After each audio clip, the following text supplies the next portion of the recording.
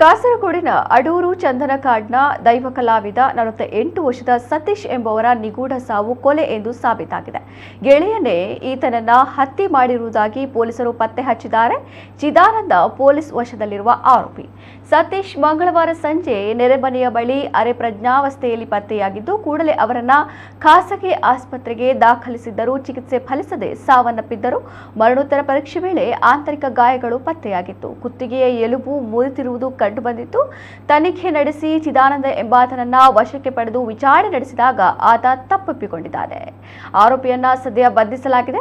ಸೋಮವಾರ ಮಧ್ಯಾಹ್ನ ಸತೀಶ್ ಹಾಗೂ ಚಿದಾನಂದ ಸಮೀಪದ ಚೋಮಣ್ಣ ನಾಯ್ಕ ಮನೆಯೊಂದರಲ್ಲಿ ಒಟ್ಟಿಗೆ ಸೇರಿದ್ದು, ಈ ಸಂದರ್ಭದಲ್ಲಿ ಪಾನಮತ್ತರಾಗಿ ಇಬ್ಬರ ನಡುವೆ ಜಗಳವಾಗಿತ್ತು. ಈ ಸಂದರ್ಭ ತಳ್ಳಾಟ ನಡೆದಿತ್ತು.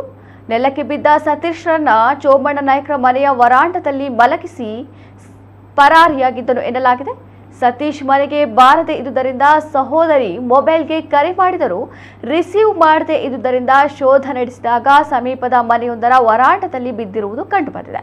ಬಳಿಕ ಆಸ್ಪತ್ರೆಗೆ ಕೊಂಡೊಯ್ದರೂ ಜೀವ ಉಳಿಸಲಾಗಲಿಲ್ಲ. ಸತೀಶ್ನ ಅಂತ್ಯಕ್ರಿಯೆಯಲ್ಲಿ ಚಿದಾನಂದ ಪಾಲ್ಗೊಳ್ಳದಿರುವುದು ಈತನ ಮೇಲೆ ಸಂಶಯ ಬರಲು ಕಾರಣವಾಗಿತ್ತು.